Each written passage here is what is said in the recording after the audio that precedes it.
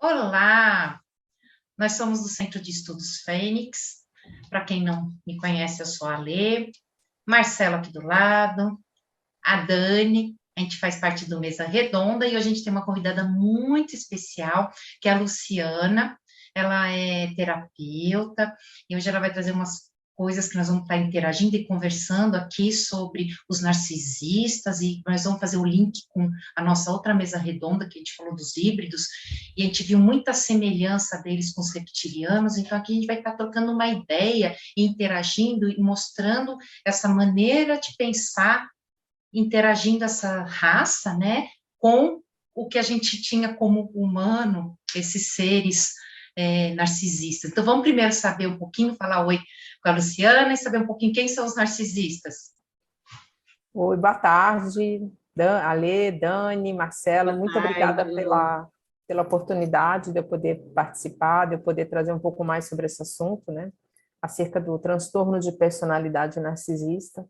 É um assunto sobre o qual a gente tem que falar cada vez mais, esclarecer, começar a tirar o véu que existe sobre tudo isso. Meu nome é Luciana Dinucci, né? Deixa eu me apresentar. Eu sou terapeuta, hipnóloga e analista corporal. Eu junto essas duas ferramentas para oferecer um autoconhecimento mais profundo para o cliente, para poder entender a melhor maneira de ajudá-lo. E hoje a minha especialidade é exatamente acolher os sobreviventes, aqueles que saem de relacionamentos abusivos, sejam com os narcisistas, sejam com outros tipos de pessoas portadoras de transtorno, enfim, que podem ser os transtornos de esquizoidia, enfim, o que quer que seja. Essa é a minha especialidade, até porque eu sou uma sobrevivente também. Eu passei por um relacionamento abusivo afetivo por muitos anos, convivi na minha própria família com pessoas com traços do transtorno. Então, eu conheço as marcas, as dores, e a minha vida toda foi uma busca para entender quem são essas pessoas, o que elas causam em nós, como a gente pode se proteger. Então, quem são os narcisistas?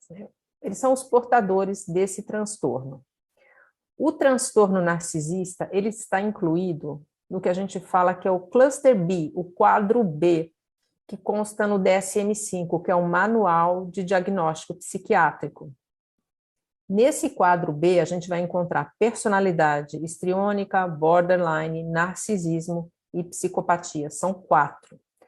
Quaisquer convivências com qualquer um desses transtornos causa muitos problemas para quem está do lado. Por quê? Eles são manipuladores. O borderline, por exemplo, ele tem empatia, mas é uma empatia distorcida. Ela às vezes aparece, às vezes não. Já os histriônicos, os narcisistas, os psicopatas, eles não têm empatia. Eles olham para o seu semelhante como estão olhando para um objeto. Eles não conseguem sentir culpa, remorso, pedir desculpas, eles sempre acham que estão certos e as pessoas são objetos. Narcisistas e psicopatas, em especial, que é sobre esses dois. Por que sobre esses dois? Porque são os mais semelhantes. E, na verdade, esses 4 transtornos, eles se entrelaçam. Então, você pode ter um borderline com muitos traços narcisistas, você pode ter um narcisista com muitos traços psicopáticos. Inclusive, a tendência do DSM-5 daqui para frente é reunir os 4 transtornos num nome só, porque é difícil você ter uma linha divisória. Inclusive, é difícil diagnosticar essas pessoas. O diagnóstico mais fácil é do borderline, que por ter uma certa empatia, ainda que distorcida, ele aceita ir ao terapeuta, ele aceita buscar ajuda, então é mais fácil. Os outros não. Então, como é difícil você acabar separando, a tendência é que daqui a pouco a gente vai ter somente o transtorno antissocial englobando todas essas denominações. E o narcisista, em especial, ele é movido à necessidade de receber o que nós chamamos de suprimento narcísico. É um alimento emocional. Muitas pessoas se referem a eles como vampiros emocionais, porque eles precisam de nós, que somos empáticos, que temos empatia, para gerar respostas emocionais neles, para suprir o que é um buraco emocional que tem lá dentro. Eu vou explicar como é que... Posso interromper um pouquinho? Claro, por favor. Já para fazer tirando uns links, né? Porque as pessoas, né, devem estar perguntando o que esse assunto do narcisismo tem a ver com a exopolítica, a exoconsciência, né? Com a espiritualidade, aí já fica mais fácil correlacionar. Então, a gente vai fazer esse link, porque Tá a bom. gente, escutando a Luciana falar, a gente fez muitas correlações, porque a gente falou dos híbridos, a gente veio falando da história da Mariana dos Greys, né, que eles eram seres também que não tinham empatia, e aí quando a gente depara com toda essa história riquíssima que a Luciana nos traz, que existem esses seres mesmo, os narcisistas, e que muitos são até psicopáticos dentro do narcisismo deles, né, a gente não, assim, não tem como a gente não fazer correlação com a exoconsciência, que seria o quê? Com esses seres híbridos que nós estamos tratando, que eles, uns são, pode ser reptilianos, só com uma vestimenta humana, né, então eles usam tipo um holograma, ou podem ser reptilianos encarnados em corpos humanos, ou humanos com essência reptiliana. E aí, o que acontece? Como no DNA deles, eles trazem toda isso, que é justamente essa parte de não ter empatia, deles serem totalmente desconectados com o meio, serem muito inteligentes e terem essa coisa de quererem ser sempre soberanos, terem sempre razão, quando precisar, manipuladores e aduladores. Então, a ideia que a gente trouxe a Luciana é justamente ela está falando do perfil de um humano, esse perfil narcisista, e a gente faz essa correlação com as outras raças reptilianas, para a gente identificando que, às vezes, uma pessoa que a gente simplesmente achava que era uma pessoa muito narcisista, na realidade, ela nem é pessoa, né? Ela nem é humana. Então, bora lá. Exatamente. Então, para a gente entender, eu fiz uma live, né, até que nós nos encontramos, que eu falava sobre seres sem alma, né? Para poder entender por que dá essa sensação em nós, da gente estar lidando com alguém que não tem alma, é que eu quero falar um pouquinho sobre essa formação do buraco emocional dentro do narcisista, de acordo com o que a nossa ciência aqui diz, tá? Porque hoje é o que a gente tem em mãos. Daqui a um tempo, tudo isso vai ser revisto e tem muita coisa para ser descoberta. E, na minha opinião, enquanto a gente não misturar a espiritualidade no meio, a conta não vai fechar. Você vai rodar? Não, mas pera lá. Isso aqui não se explica. Sempre vai ficar uma ponta solta para você entender por que uma pessoa não consegue se conectar com o seu próximo. Como é que ela não consegue sentir amor? Narcisistas não conseguem sentir amor. Não tem que eles façam força, eles não têm noção do que seja isso. Então, segundo os estudos psiquiátricos, psicológicos, uma criança nasce provavelmente num lar em que há um pai ou uma mãe narcisista ou psicopata, ou os dois juntos. Existem também constatações de que podem crianças nascer num lar em que não há nem pai nem mãe narcisista e que ela seja. Ou seja, já evidencia uma característica genética também. Agora, se você voltar no tempo na família onde nasceu essa criança, que não tem pai ou mãe narcisista, e ele nasceu narcisista, você vai encontrar um avô, você vai encontrar na ancestralidade a ocorrência dessa maldade presente na família. É uma questão transgeracional. Ela não para. São séculos que o mesmo problema vem acontecendo. Então, essa criança nasce... Vamos pegar esse exemplo mais tradicional, né? Em que a criança nasce com um pai ou com uma mãe narcisista e esse pai ou essa mãe, ou os dois, não conseguem sentir amor por essa criança. Conseguem. Elas olham para a criança como um objeto, como uma xícara, como um pedaço de chocolate, qualquer coisa assim.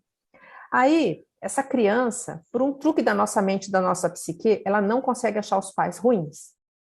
Você imagina, quando a gente é um bebê, se nós não tivermos cuidados por muitos e muitos anos, a gente vai morrer, a gente não vai sobreviver. Né? Um bebê de 2 anos não vive sozinho. Então, para nem imaginar desta criança olhar para o pai e para a mãe e falar, vocês são ruins, então eu vou embora, não quero mais, não vou me ligar a vocês. A psique não deixa isso acontecer e faz com que a criança olhe para esses pais que não dão amor, que não dão carinho, que não dão cuidados e diga, eu sou ruim, por isso vocês não gostam de mim. Eu sou muito ruim.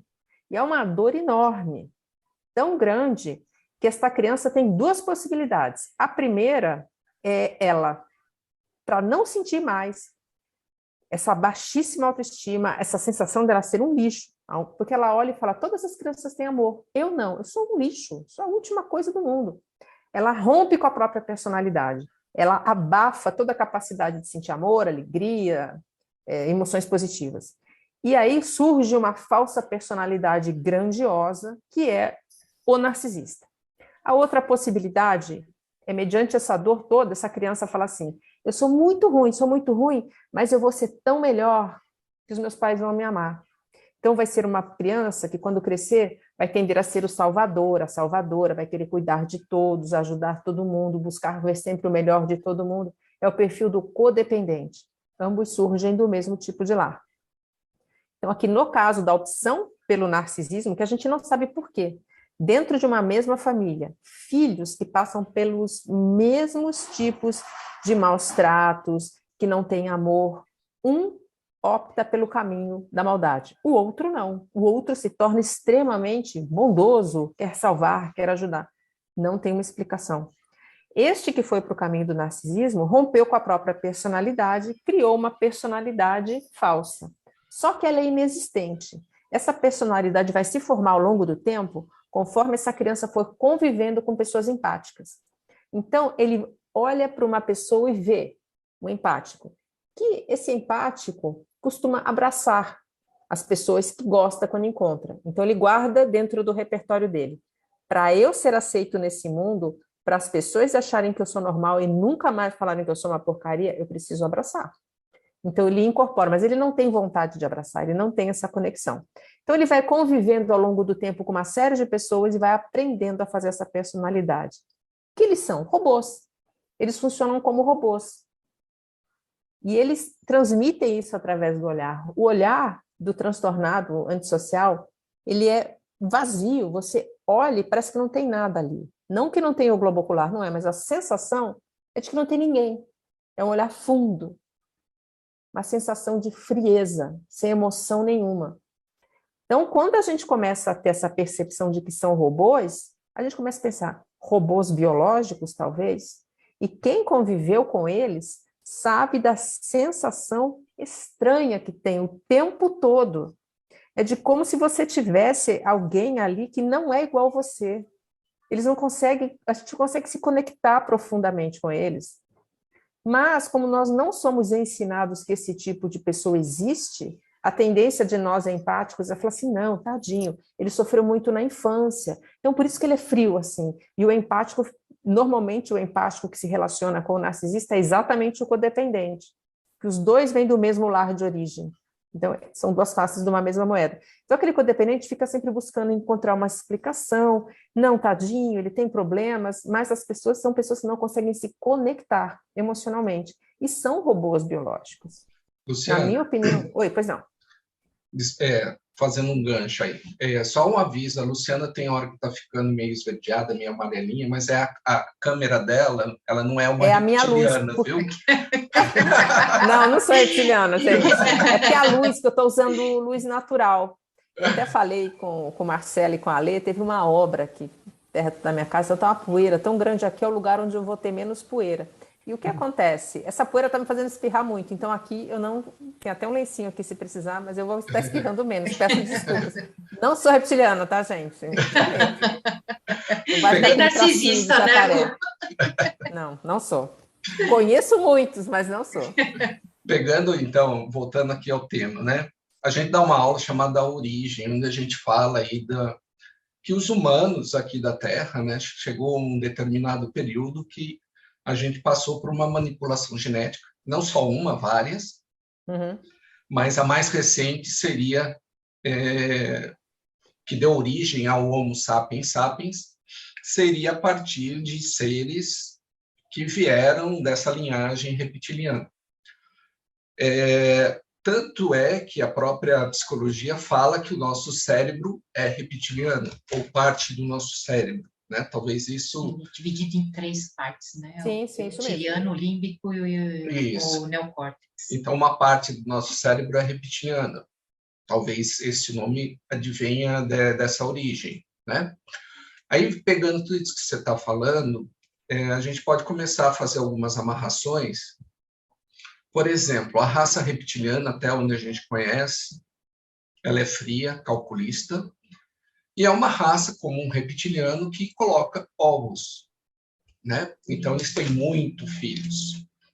Talvez a frieza em relação, né, à prole seja também em função de serem seres reptilianos, que não têm, como tem uma quantidade de filhos muito grande a cada vez que tem, né, que fazem, né, a concepção e a posta de ovos. Mesmo na carne humana. Mesmo na carne humana, talvez ainda tragam essa sensação, né, ainda que desapego, né? Ainda que inconsciente, por terem vários filhos ao mesmo tempo, não tenham esse apego, né? Uhum.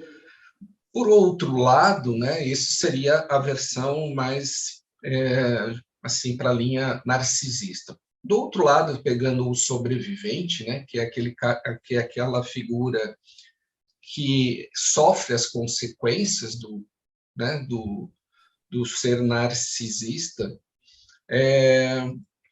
o que a gente pode falar a respeito em relação, assim, como que ele se coloca, porque muito desses que são sobreviventes, né, embora venham dessa linhagem, dessa mesma linhagem, que tem uma parte reptiliana, mas que você não vê toda essa frieza, tem uma certa empatia, será que a gente poderia dizer que a centelha divina nesses codependentes, nesses seres que são sugados aí por esses reptilianos, fala mais alto, essa ligação divina, né?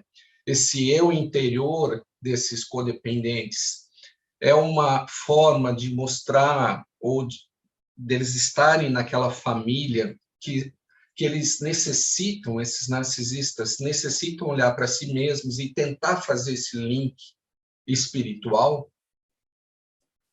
Vamos lá, Marcelo. Só uma primeira colocação que eu quero fazer é que a gente vê numa mesma família isso, né? Um que se torna malvado, o outro não. Para mim, aí aparece claramente a figura do gênio da maldade. Alguns filhos vão desenvolver, outros não. Então, a gente tem sim, eu acredito, desde lá do início, né, os primórdios da nossa civilização, esse cruzamento de raças e que vem caminhando até hoje. É o gênio da maldade. Tá sem som, não estou ouvindo vocês. Ah, tá. Então, isso já vem caminhando. E a gente vê claramente nas famílias. E assim, qual é a explicação, gente? Assim, então, isso ainda não é comprovado pela ciência hoje, mas alguns já começam a falar, existe sim uma carga genética. Então, vamos passar para a gente assim, prosseguir com o raciocínio. Tá? Sendo um ser reptiliano, ou que tem um gene reptiliano, qual o papel do codependente nessa história? Esse codependente, ele vai servir para ser o elo de equilíbrio nesse sistema doente, porque é onde serão projetadas todas as dores desses seres reptilianos, porque eles carregam em si o incômodo de serem quem são. Eles não estão confortáveis. Esses que nós lidamos aqui na Terra, eles não estão confortáveis de serem quem são. A nossa alegria os irrita. Eles têm inveja patológica de tudo. E eles escolhem pessoas para serem suas vítimas que têm muito a oferecer. Todo mundo fala, nossa, a pessoa que entra num relacionamento abusivo com uma pessoa dessa é fraca. Não é, não. Ela tem muita coisa a oferecer. Ela tem alegria, ela tem sucesso, ela tem beleza, ela tem juventude, ela tem dinheiro, tanto faz. Mas a pessoa pode nem ter o dinheiro, não é só isso que eles buscam. Mas seus amigos, se uma pessoa que tem amigos, eles têm inveja. Então, o codependente, ele vai ser este elo de equilíbrio, onde essas pessoas vão projetar sobre ele todo este lixo que elas carregam. Porque elas não podem entrar em contato com a dor. Lembra que eu falei que tudo que Gente, está um barulho aqui fora, tá muito alto? É uma criança passando aqui. Tudo que esse sobrevivente... Perdão, tudo que esse codependente tem de bom, essas pessoas querem tirar e querem projetar nele toda a maldade, porque elas não podem entrar em contato com essa maldade. tudo que o narcisista mais detesta na vida é ter que olhar para dentro de si, eles não se autorregulam, tá? Então, o reptiliano não traz esse desconforto todo, mas nós estamos aqui nesse meio da matéria, a gente está com o gene humano também, tá? Então, a gente vai ter essa manifestação. Agora, existem os narcisistas mais perversos e existem os psicopatas. Narcisistas e psicopatas, eu brinco assim que a diferença entre eles é que o psicopata tem certeza que ele é Deus. O narcisista, ele tem dúvidas. Por isso é que ele precisa receber elogios nossos, ele precisa de suprimento narcísico. Um ser reptiliano que seja puro lidando com isso, ele não vai apresentar esse desconforto. Ele é aquilo lá, né? Ele tá confortável no papel dele. Agora, acredito que a gente tem essa mistura junto com o gene humano, a gente vai trazer também a formação dessas necessidades emocionais, né? Dessa estrutura da nossa psique. É uma coisa... Ai, desculpa, Lu. Uma coisa que você está falando, a gente faz uns links aqui, né? Como você está falando, que realmente os reptilianos, o interesse deles aqui na nossa humanidade, entre os humanos, o que é? É o nosso genoma. Por quê? Eles ficaram mal quando foi dado o nosso DNA com 12 hélices, e a gente tem a centelha divina, a gente tem essa comunicação com a fonte, e eles não sabem o que é isso. Então, houve uma busca justamente pela hibridização, pelos cruzamentos, para eles conseguirem terem mais DNAs na alça deles, e para eles conseguir estar encampando isso, porque na realidade as 12 hélices que nós temos, ela permite a gente encampar todas as outras raças que fazem parte, a gente tem um pouquinho de cada raça do universo, e os reptilianos, assim, a gente tem os reptilianos dentro da gente, só que os reptilianos, eles não sabem o que é isso, e eles queriam experimentar, por isso que vem essa coisa, que muitas pessoas foram abduzidas e tem esses experimentos, e toda a civilização que eles fazem, justamente para estar experimentando talvez isso, talvez por isso que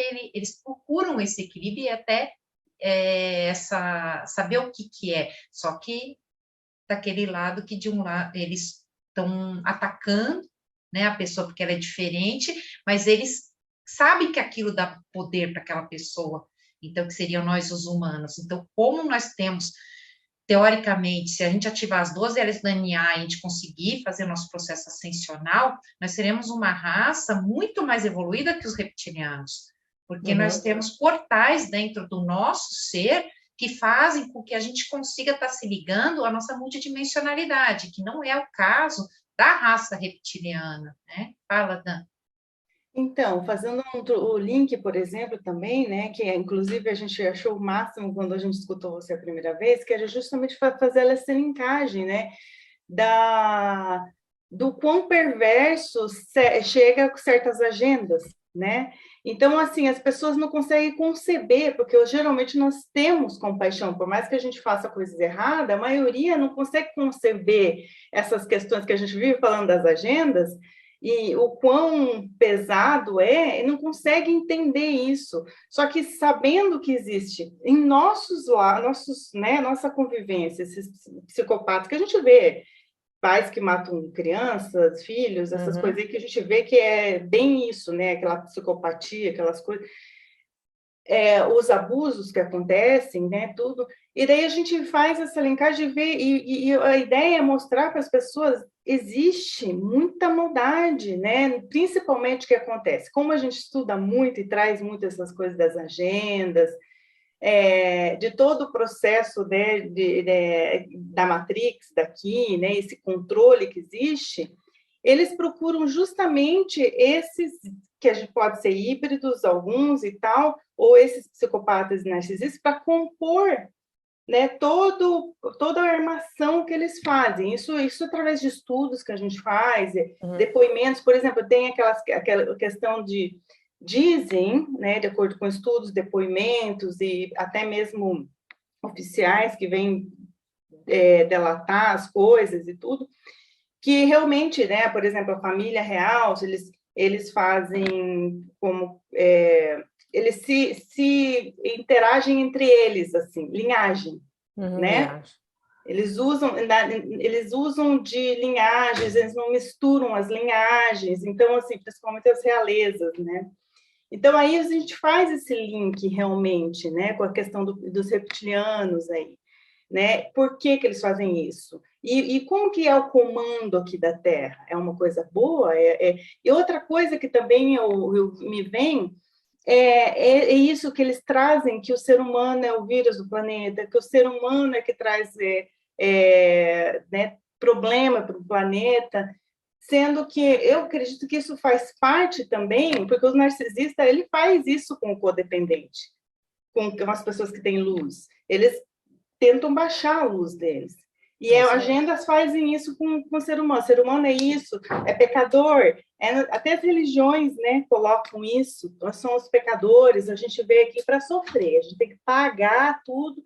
Então, assim, tudo isso faz parte dessa agenda. Então, por isso que a gente quis trazer você aqui para a gente bater essa bola e a gente entender que, gente, tem muita maldade, e a gente precisa olhar para essa maldade para que a gente possa entender o nosso papel. Opa, e o que eu estou... Será que eu estou dizendo amém a tudo isso?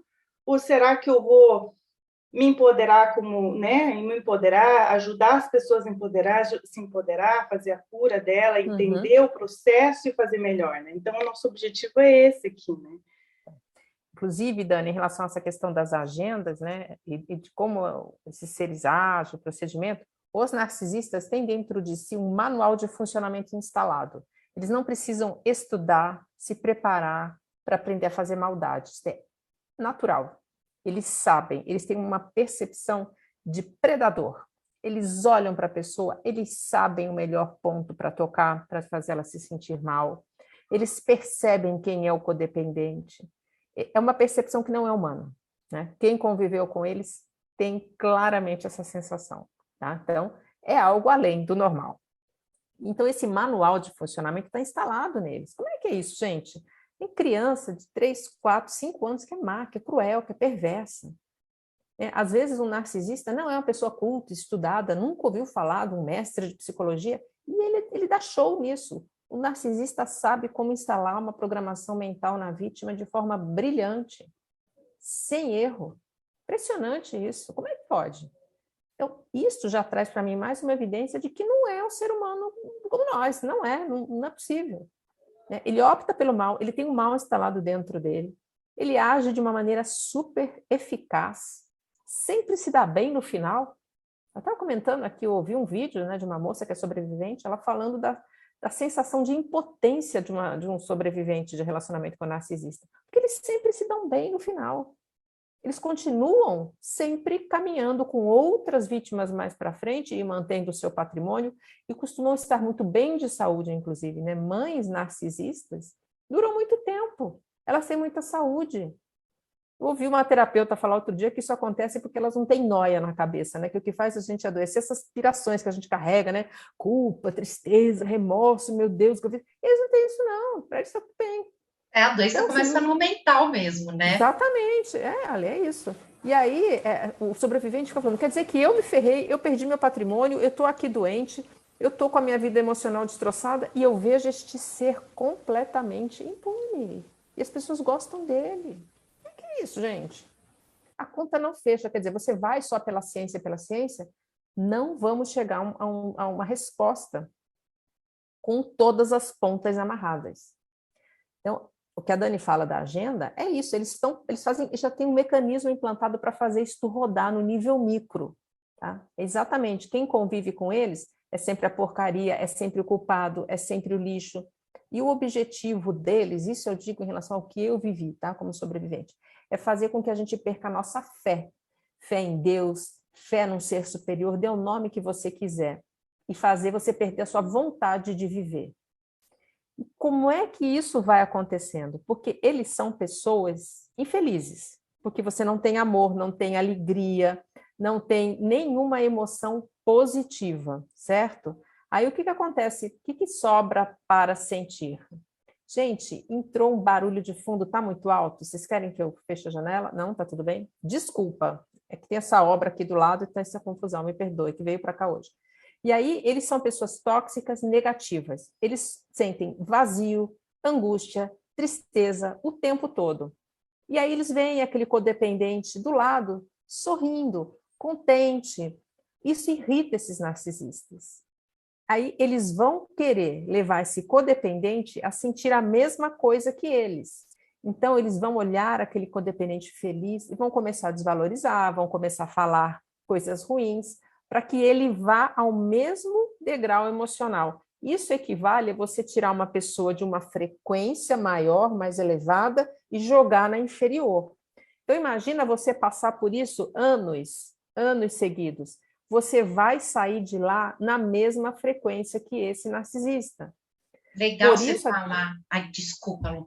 Mas é legal você falar dessa coisa da frequência, porque a gente tem como, né, nos estudos, que os reptilianos, eles se alimentam da baixa vibração, da baixa frequência. Essa energia é o que sustenta eles. Então, o que eles mais querem? Que as pessoas à sua volta estejam vibrando baixo para estar servindo de alimento, né? Exatamente.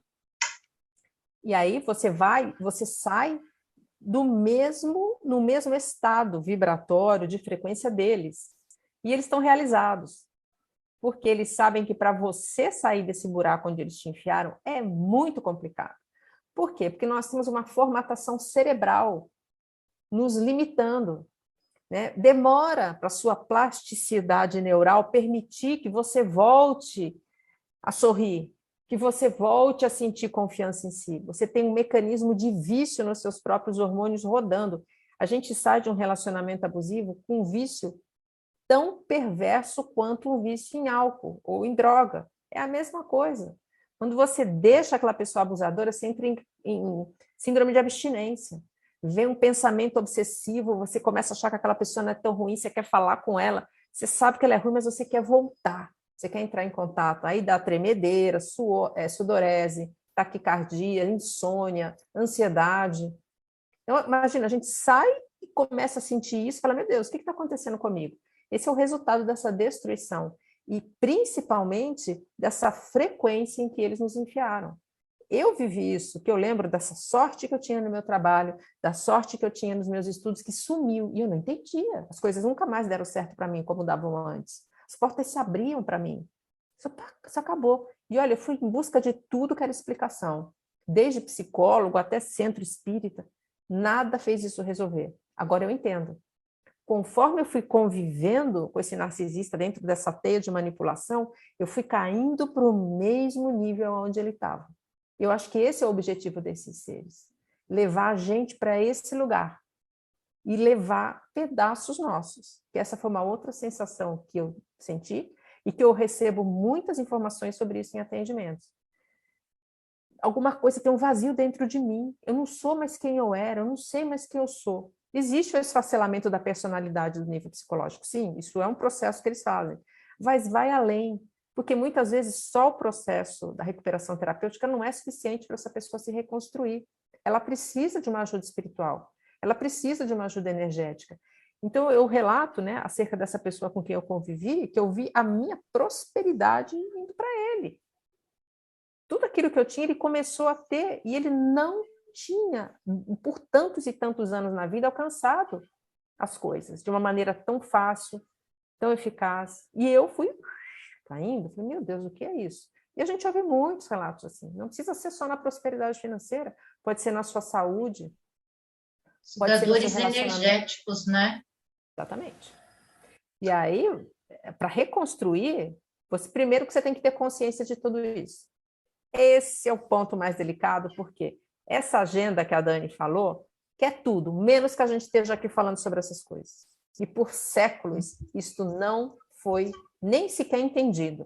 Narcisistas existem lá na Bíblia. O apóstolo Paulo fala sobre eles. Inclusive, o apóstolo Paulo, a gente pode até olhar que talvez ele fosse, sim, um narcisista ou até um psicopata, porque ele matava os cristãos. Depois que ele encontra Jesus, ele passa a agir de uma maneira diferente. E ele fala sobre isso. Eles estão há séculos agindo aqui no planeta e ninguém falou sobre isso. O narcisismo começa a ser estudado no final da década de 90, a psicopatia começa um pouco antes, na década de 50. Ninguém sabia quem eram essas pessoas, quem eram esses seres. Então, esse desconhecimento é muito grande. Hoje a gente começa a falar, graças à internet, graças E eu atribuo esse momento em que a luz começa a ser colocada sobre essas pessoas exatamente pela transição planetária. Ou para os cristãos, como eles dizem, o arrebatamento, chegou o momento da gente colocar luz sobre esses seres, da gente começar a ter conhecimento, começar a se proteger, e eles vão ter que entender que esse domínio não vai continuar igual. A briga vai ser maior, porque eles não vão soltar o osso, né?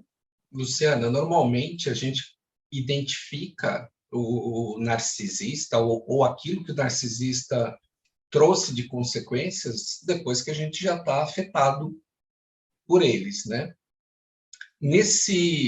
Assim, vamos supor que exista ainda uma pessoa dentro de um relacionamento que ainda não tenha tido essa percepção, né?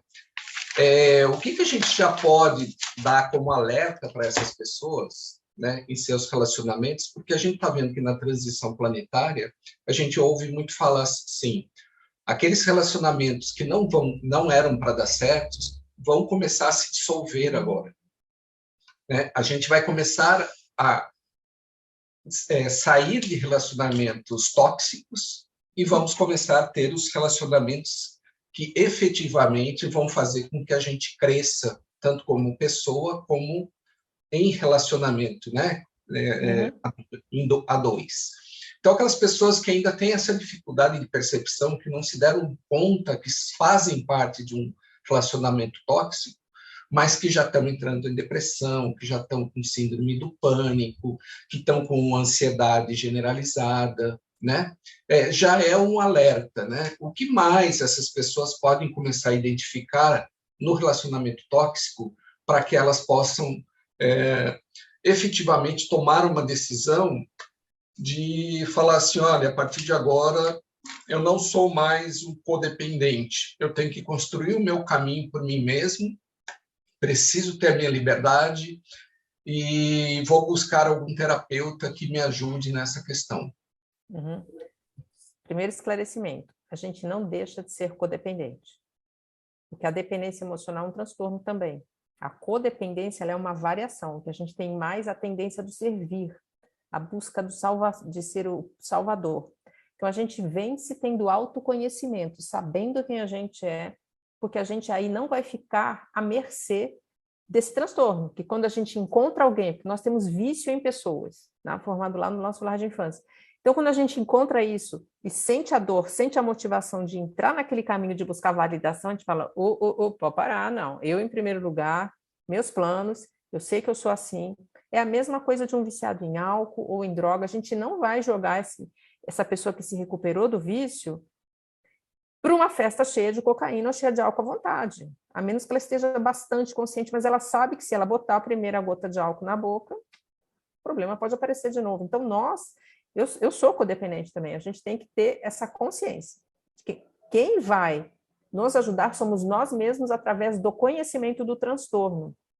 Agora, quem está dentro de um relacionamento abusivo, como perceber?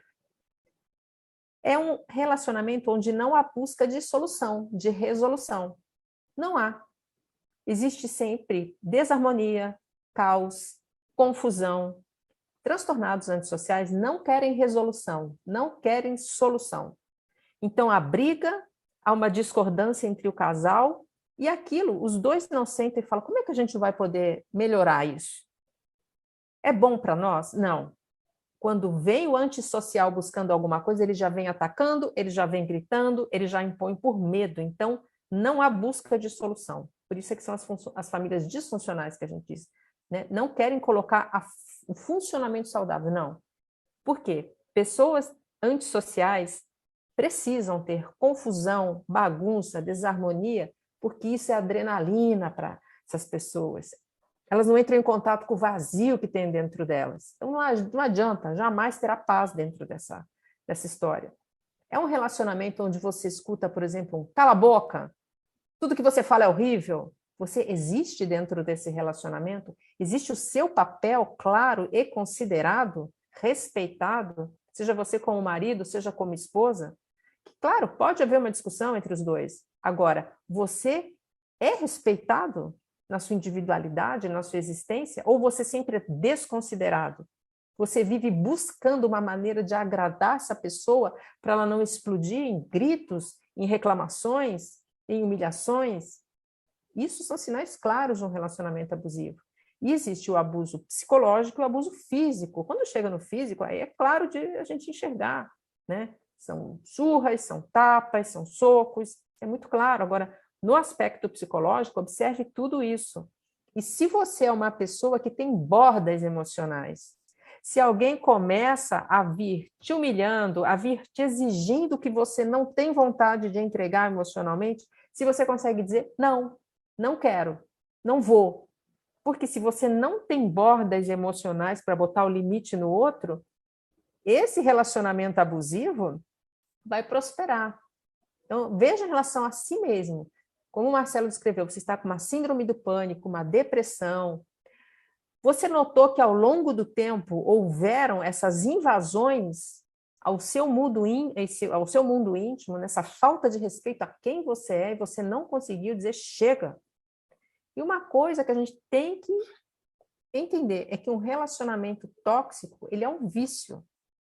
Muitas vezes a gente tem até a sensação de que isso aqui não está bom. Eu sou infeliz, mas eu não consigo sair. Eu quero voltar. Nós temos um vício físico, que infelizmente não é divulgada essa informação. E o que acontece? Quem está num relacionamento tóxico é julgado. Tá vendo? Ela gosta de apanhar. Ela não vai embora. Sabe? Ela voltou, voltou, ela gosta disso, gente.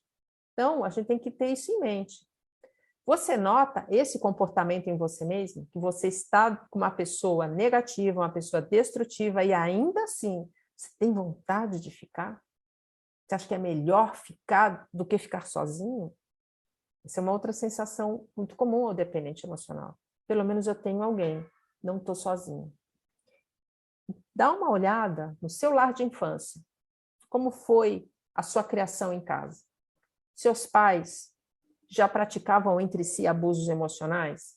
Praticavam com você?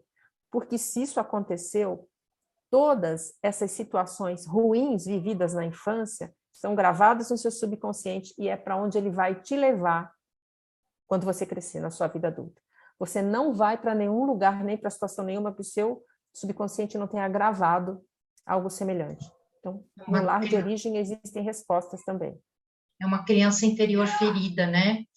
Isso aí, é isso mesmo, Lê. O que a gente percebe é que, assim, é um assunto muito rico, né? A gente percebe o quanto isso está empolgante, né? A gente tem uma limitação de horário, então é lógico que vamos continuar, né? Tá ótimo. E então, para vocês que sentiram, ressoaram com esses problemas, não está conseguindo entender ou sair dele sozinho, a Luciana é uma fofa, é super gracinha. Aqui nos créditos a gente vai deixar os contatos dela, tá? Ela é uma ótima terapeuta e vai ajudar quem estiver precisando, né? Ter uma luz no fim do túnel, né? A gente tem que aprender primeiro a conhecer o mundo que a gente vive, se conhecer para estar galgando, né, os nossos degraus, saber onde que a gente está pisando e com quem a gente está, né, pisando nesse chão.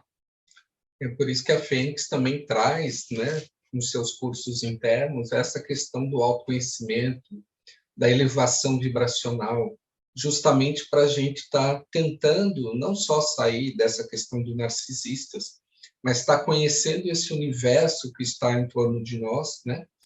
E a gente sabendo, né, de tudo isso que está acontecendo ao nosso redor, a gente tem uma melhor percepção como pessoa, como indivíduo, né, das nossas vontades, dos nossos meios, para que a gente não fique sempre sendo o codependente, ou seja, o escravo de todo esse sistema da Matrix que nós estamos envolvidos hoje, né? Então, o que a gente quer levar sempre para vocês é justamente essa necessidade de nós sermos mestres de si mesmos, né? Não é porque antes eu fui dependente ou codependente ali atrás que eu não posso deixar de ser e não posso galgar degraus para uma vida melhor, para uma vida de independência, tanto emocional quanto financeira, quanto espiritual, né? É tudo uma questão de você co-criar o teu futuro da melhor maneira, né? É para isso que a gente está aqui, para ajudar vocês. Eu vou dar só um pouquinho, fazer um comentário rapidinho sobre essa questão codependente, né?